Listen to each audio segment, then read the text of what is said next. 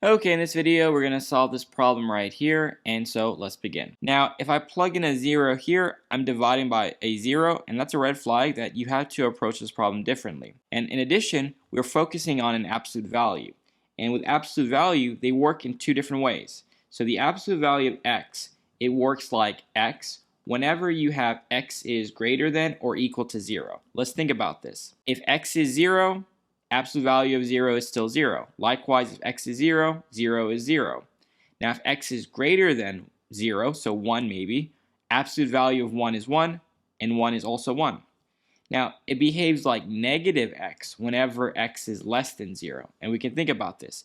If x is negative 2, absolute value of negative 2 is 2. Likewise, negative 2 is also 2. And because we're saying the limit as x approaches 0, we have to do both sides. We have to do the limit as x approaches 0 to the left, and we also have to do the limit as x approaches 0 to the right. So slightly less than 0 and slightly greater than 0. And so what we're going to do is keep our numerator, 3x squared plus 5x divided by. So 0 to the left is going to be like this. So x is less than 0. So instead of saying absolute value of x, I'm going to say negative x.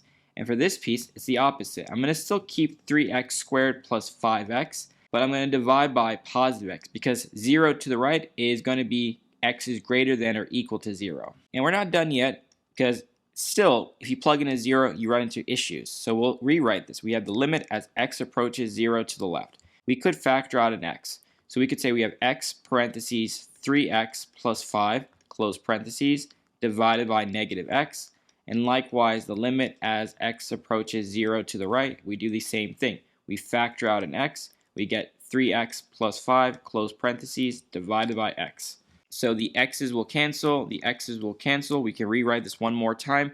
Limit as x approaches 0 to the left for 3x plus 5. But in the denominator, we had a negative, so we had to put a negative also on the outside. Likewise, the limit as x approaches 0 to the right, parentheses 3x plus 5, close parentheses.